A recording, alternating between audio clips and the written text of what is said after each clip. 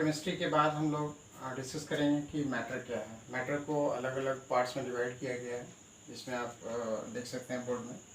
Matter को दो part में पहले बांटा गया है, फिजिकल क्लासिफिकेशन और केमिकल क्लासिफिकेशन। फिजिकल क्लासिफिकेशन को भी फर्दर डिवाइड किया गया सॉलिड, लिक्विड और गैस में। उसके बाद केमिकल क्लासिफिकेशन में इसको प्योर सब्सटेंस और मिक्सचर में डिवाइड किया गया है। फिर फर्दर हम लोग मिक्सचर को भी डिवाइड किए होमोजीनियस और हेट्रोजीनियस में। प्योर सब्सटेंस को भी फिर दो पार्ट में डिवाइड किया है, एलिमेंट और कंपाउंड। उसके बाद फिर कंपाउंड को भी फर्दर हम डिवाइड किए हैं ऑर्गेनिक कंपाउंड और इनऑर्गेनिक कंपाउंड में। ये जो है इसके बारे में हम लोग फिर डिस्कस करेंगे, अलग अलग आपको हम फिर समझाएंगे भी कि मैटर क्या है। फिजिकल क्लासिफिकेशन में उसमें सॉलिड, लिक्विड, गैस में अंतर भी बता देंगे, जबकि आप लोग इसको 9-10 में पढ़े होंगे, लेकिन फिर भी हम इसको नेक्स्ट वीडियो जो बनाएंगे तो इसमें हम डिस्कस कर देंगे इसके बारे में। ओके, तब तक आप इसका स्क्रीनशॉट ले लीजिए।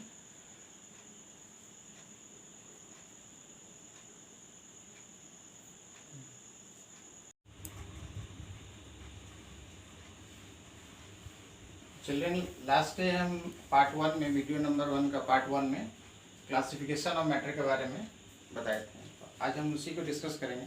क्लासिफिकेशन ऑफ मैटर में पहला जो टर्म है, पहला जो मैटर क्या होता है इसके बारे में जानिए। मैटर तो पहले भी पढ़ेंगे आप लोग।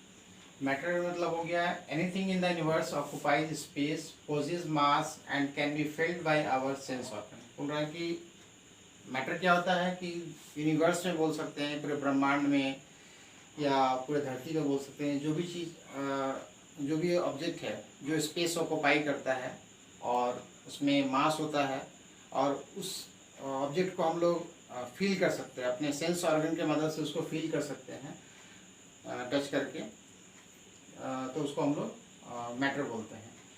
और मैटर एग्जाम्पल में हम लोग बहुत सारे एग्जाम्पल देख सकते हैं, घर में भी देखते हैं, pencil, book, would, metal, table, chair, ये सब जितना भी है। उसके अलावा भी बहुत सारा, जैसे एयर भी एक मैटर हो गया, वाटर भी हो गया, ये सारा चीज़ जो है मैटर होता है। तो डिफाइन में क्या करेंगे, क्या लिखेंगे इसका कि matter anything in the universe occupy space, मतलब यूनिवर्स में जो भी चीज़ स्पेस घेरता है, ऑक्युपाई करता है स्पेस को, और मास उसमें होता है, और साथ में वो उसको हम लोग अपने सेंस ऑर्गन की मदद से हम लोग उसको महसूस कर सकते हैं। तो उस तरह का चीज़ को हम लोग मैटर बोलते हैं। और इसमें एग्जांपल में pen, pencil, book, metals, table और भी बहुत सारे एग्जांपल हो सकता है। तो ये मैटर का डिफाइन हो गया, इसको आप स्क्रीनशॉट ले लीजिएगा। अच्छा, उसके बाद मैटर में हम बताए थे दो पार्ट में डिवाइड किया गया मैटर को, एक फिजिकल क्लासिफिकेशन और केमिकल क्लासिफिकेशन, जिसमें हम लोग फिजिकल के बारे में पहले डिस्कस कर रहे हैं। तो फिजिकल क्लासिफिकेशन का मतलब क्या कि घर में जैसे रूम टेम्परेचर पे, ऑर्डिनरी रूम टेम्परेचर पे जिससे हम लोग घर में रहते हैं, जितना रूम टेम्परेचर होता है उस टेम्परेचर पे, और जो एटमॉस्फेरिक प्रेशर हम लोग का है, एयर का जो प्रेशर है हम लोग का आसपास में, उस प्रेशर पे या उस टेम्परेचर पे जो मैटर को जो है अलग अलग टाइप्स में बांटा गया है। और वो तीनों जो है वो सॉलिड, लिक्विड और गैस है, जो हम लोग पहले भी पढ़ चुके हैं। जिसमें सॉलिड, लिक्विड और गैस, सॉलिड का लिक्विड और गैस में तीनों में डिफरेंस क्या है। तो सॉलिड का जो पार्टिकल्स होता है बहुत ही क्लोजली पैक्ड होता है, मतलब अगर हाथ को दोनों को अगर इशारे से बताएं तो ये दोनों जो है एक दूसरे के बहुत ही नज़दीक होता है, उसका पार्टिकल्स बहुत ही क्लोज होता है, और उसका इंटरमॉलिक्यूलर फोर्स जो होता है बहुत ज़्यादा होता है। बहुत नज़दीक होने के चलते पार्टिकल्स का उसका इंटरमॉलिक्यूलर फोर्स भी बहुत ज़्यादा होता है। और साथ में उसका शेप, वॉल्यूम और साइज, ये क्या होता है, फिक्स होता है इसमें। मतलब कोई भी सॉलिड में, जैसे पेन का ही बात करें, ये पेन का जो शेप एक बार मिल गया है इसको, या दे दिया गया, ये एज इट इज़ रहेगा। जब तक इसमें एक्सटर्नल फोर्स नहीं लगाएंगे तब तक ये जो है चेंज नहीं होगा। तो कहने का मतलब है कि इट हैज़ डिफिनिट शेप, इसका शेप जो दिया गया वो फिक्स है, और उसका वॉल्यूम भी फिक्स है। जितना इसमें इंक काटने का है या जितना स्पेस में ये मटेरियल से बना है, जितना स्पेस बना हुआ है उतना ही रहेगा फिक्स हो। और इसका साइज भी जो दिया गया है वो साइज एज इट इज़ रहेगा, इसमें कोई बदलाव खुद से नहीं हो सकता। दूसरा है लिक्विड। लिक्विड में क्या है, लिक्विड का जो पार्टिकल्स होता है ये उसके कंपैरिजन में, सॉलिड के कंपैरिजन में थोड़ा सा लेस क्लोजली पैक्ड होता है। मतलब कहने का मतलब अगर ये जैसे हाथ के इशारा से बताएं कि इसमें अगर पार्टिकल, सॉलिड में अगर पार्टिकल्स अगर इस तरह से क्लोजली है, तो लिक्विड में क्या होगा, थोड़ा सा लूज होगा, इसलिए उसको बोला गया लेस क्लोजली पैक्ड बोला गया। और जब लेस होगा क्लोजली पैक्ड तो इंटरमॉलिक्यूलर फोर्स भी क्या होगा, उसमें कम होगा in comparison to solid. Third में गैस होता है। गैस का पार्टिकल जो होता है ये much more apart from each other, मतलब इसमें इसके कंपेरिजन में, लिक्विड कंपेरिजन में सबसे ज़्यादा दूर होता है। पार्टिकल्स का जो बीच में डिस्टेंस होता है बहुत ज़्यादा होता है, मतलब कहने में तो बहुत तेज़ी से इधर उधर मूवमेंट कर सकता है, इसका रैंडमली ये मूव करता है। उसके बाद इंटरमॉलिक्यूलर फोर्स जो होता है इसमें सबसे कम होता है, मतलब जो पार्टिकल्स दूर दूर रहेगा तो इंटरमॉलिक्यूलर फोर्स भी इसमें बहुत कम रहेगा। जब नज़दीक रहेगा तभी फोर्स एक दूसरे पे पार्टिकल्स पर काम करता है, लेकिन अगर दूर हो जाएगा पार्टिकल्स तो क्या होगा, इसमें फोर्स जो है नहीं के बराबर होता है। इसलिए लिखा गया intermolecular force is list in gas, gas में सबसे कम होता है। थर्ड पॉइंट है इसका, इट हैज़ डिफिनिट वॉल्यूम, इसका वॉल्यूम फिक्स होता है। जैसे कोई वाटर ले ले, 100 ml अगर वाटर ले लेते हैं ग्लास में, तो 100 ml उसका वॉल्यूम फिक्स हो गया, लेकिन उस वॉल्यूम का जो शेप जो फिक्स नहीं है। अगर उस ग्लास में अगर 100 ml पानी लिए है, उसको अगर हम प्लेट में डाल दें या दूसरे थाली में या कटोरी में डाल देते हैं तो उसका शेप ले लेगा, मतलब उसका शेप फिक्स नहीं है, लेकिन वॉल्यूम 100 ml तो 100 ml ही डालें, तो इसलिए बोला गया है कि उसका वॉल्यूम जो है फिक्स होता है, लेकिन शेप जो है फिक्स नहीं होता। वो जिस कंटेनर में रखेंगे, इसलिए लिखा है कि it takes the shape of the container, मतलब जिस कंटेनर में रखेंगे उसी का शेप वो ले लेता है। तो ये आपका हुआ मैटर का डिफिनेशन। उसके बाद उसका पहला जो क्लासिफिकेशन है फिजिकल क्लासिफिकेशन। फिजिकल क्लासिफिकेशन में 3 पार्ट हुआ, इसको याद रखना है, सॉलिड, लिक्विड और गैस, तीनों का डिफरेंस मैं बता दिया आपको। इसको नोट कीजिए या स्क्रीनशॉट लेकर के इसको आप इसको नोट डाउन कीजिए अपना कॉपी में।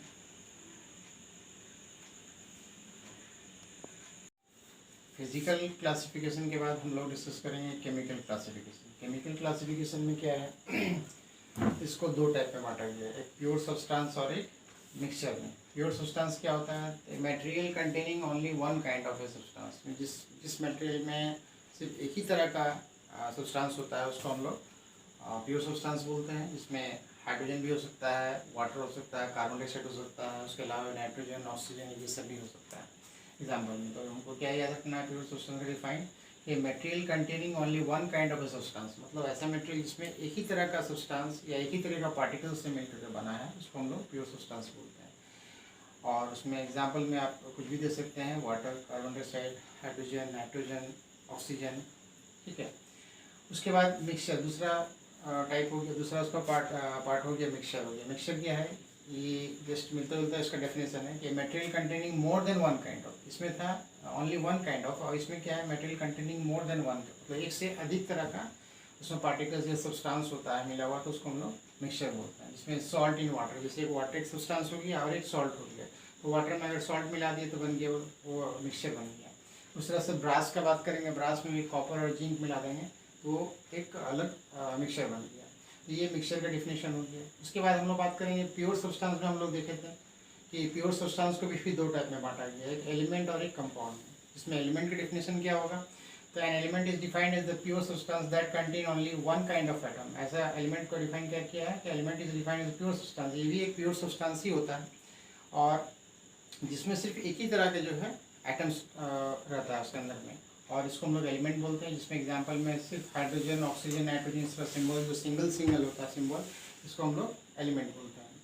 नेक्स्ट आता है कंपाउंड में। कंपाउंड में जिसमें इससे मिलता जुलता है, इसका भी डेफिनेशन है। तो कंपाउंड जो है ये भी एक प्योर सब्सटेंस ही होता है, which contain more than one kind of atoms, जिसमें एक से अधिक तरह का एटम्स मिला रहता है। इसमें सिर्फ एक ही तरह का एटम्स होता है या सब्सटेंस होता है, और इसमें क्या होता है मोर देन वन एटम, मतलब एक से ज़्यादा एटम्स बोल सकते हैं या तो एलिमेंट्स भी बोल सकते हैं, और लेकिन इसमें फिक्स्ड प्रोपोर्शन में मिला रहता है। हमने उसका मास जो होता है फिक्स होता है, उसका प्रोपोर्शन जो होता है फिक्स होता है। जैसे वाटर की अगर बात करेंगे तो 1:8 के रेशियो में वो हाइड्रोजन जो है 1 और ऑक्सीजन जो 8 के रेशियो में मिक्स होता है, तब जाकर वो कंपाउंड बनता है। मतलब कहने मतलब इसमें जो रेशियो जो होगा, जो भी एलिमेंट मिक्स करेगा वो उसका रेशियो फिक्स होता है, तो इसको हम लोग कंपाउंड बोलते हैं।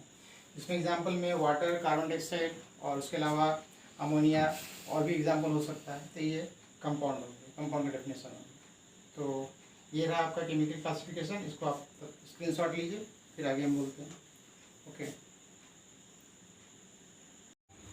हाँ चिल्ड्रन, नेक्स्ट टॉपिक हमारा है मिक्सचर का 2 टाइप होता है, एक होमोजीनियस और एक हेट्रोजीनियस। होमोजीनियस क्या होता है कि a material is said to be homogeneous if it has uniform composition and identical properties throughout the solution, मतलब पूरे सॉल्यूशन में जो मटेरियल उसमें है वो सॉल्यूशन में पूरा वो एक होमोजीनियस कहने का मतलब है कि एक समान रहेगा पूरा, उसका पार्टिकल्स जो भी एक समान होगा। मतलब जैसे अगर हम लोग एग्जांपल लेते हैं कि एक सॉल्यूशन में सॉल्ट, शुगर और वाटर का सॉल्यूशन बनाते हैं, मतलब वाटर में अगर हम लोग चीनी डाल दें चम्मच, तो चीनी घुलने के बाद उसका ऐसा नहीं है कि चीनी दिखाई देगा, वो पूरा एक जैसा दिखाई देगा। मतलब अगर कोई बोलेगा कि उसमें पहचानने के लिए चीनी अलग करने के लिए पानी, तो वो नहीं हो सकता, मतलब एक जैसा दिखेगा, वो सिर्फ वाटर जैसा ही दिखेगा। तो उसको हम लोग होमोजीनियस बोलते हैं। इसलिए बोला गया है कि material is said to be homogeneous if it has uniform composition, मतलब पूरा कंपोजिशन जो भी उसमें मिला हुआ है, जो पार्टिकल्स, वो सब एक समान दिखेगा। एंड आइडेंटिकल प्रॉपर्टीज, और दोनों का प्रॉपर्टीज जो है एक जैसा दिखेगा, दोनों मिलने के बाद जो है एक जैसा प्रॉपर्टी दिखेगा। इसको हम लोग होमोजीनियस बोलते हैं। मतलब अलग अलग उसको पार्टिकल्स को बता नहीं सकते हैं, या अलग अलग उसको हम लोग डिवाइड नहीं कर सकते हैं बाई फिजिकल मेथड से। उसी तरह से हेट्रोजीनियस होता है। हेट्रोजीनियस में क्या है कि material is said to be heterogeneous if it has a non uniform composition, just उसी का उल्टा है, उसमें यूनिफॉर्म होता है, इसमें नॉन यूनिफॉर्म कंपोजिशन होता है। मतलब जैसे एग्जांपल लिया सैंड और वाटर का। वाटर में अगर हम लोग बालू को डाल दें, तो बालू कितना भी चला देंगे, स्टेयरिंग कर देंगे, तो वो घुलेगा नहीं, कुछ देर के बाद क्या होगा, वो नीचे बैठ जाएगा। मतलब उसका पार्टिकल्स, सैंड का पार्टिकल्स अलग दिखेगा और वाटर पार्टिकल्स अलग दिखेगा। तो इस तरह का जो सॉल्यूशन होता है या मिक्सचर होता है, इसको हम लोग हेट्रोजीनियस मिक्सचर बोलते हैं। नेक्स्ट आता है कंपाउंड का भी हम दो टाइप देखे थे इसमें। तो कंपाउंड में दो कंपाउंड क्या होता है, एक ऑर्गेनिक कंपाउंड होता है, एक इनऑर्गेनिक कंपाउंड होता है। इनऑर्गेनिक, ऑर्गेनिक पहले क्या होता है, तो ये ऐसा कंपाउंड है जिसमें कार्बन एक एलिमेंट जरूर होना चाहिए। मतलब जिसमें जैसे CO2 को बात करते हैं, CO2 हो गया, CaCO3 हो गई, इसमें एक कार्बन उसमें एलिमेंट होना चाहिए। तो उस तरह का जो भी कंपाउंड होगा उसको हम लोग ऑर्गेनिक कंपाउंड कहते हैं। और ऑर्गेनिक कंपाउंड जनरली जो है वो प्लांट और एनिमल से ही मिलता है। इंसान का बॉडी में भी कार्बन होता है, जानवर के बॉडी में भी कार्बन होता है, इसलिए बोला गया है कि प्लांट और एनिमल से ही वो ऑर्गेनिक कंपाउंड बनता है। उसके बाद आता है इनऑर्गेनिक कंपाउंड। इनऑर्गेनिक कंपाउंड में क्या है, it is the compound which contains other than carbon, मतलब कार्बन को छोड़ कर, कहने का मतलब है कि इनऑर्गेनिक कंपाउंड में कार्बन एलिमेंट नहीं होना चाहिए। कार्बन को छोड़ कर बाकी जितना भी 140 एलिमेंट्स जो अभी तक जानकारी में है, तो उसमें से जो भी एलिमेंट बचता है उसका कम्बिनेशन होगा, तो उसको हम लोग इनऑर्गेनिक, उससे जो बनेगा कंपाउंड उसको हम लोग इनऑर्गेनिक कंपाउंड बोलते हैं। और ये जनरली मिनरल्स, मतलब ज़मीन के अंदर जो भी मिनरल्स मिलता है उसमें, उसके माध्यम से मिलता है, और रॉक्स वगैरह से मिलता है, तो इससे ही बनता है ये जो इनऑर्गेनिक कंपाउंड बनता है। तो मिनरल और इन रॉक्स के मदद से ही बनता है। तो ये हो गया इनऑर्गेनिक कंपाउंड। तो आप लोग इसका स्क्रीनशॉट लीजिए, फिर आगे हम लोग बढ़ेंगे।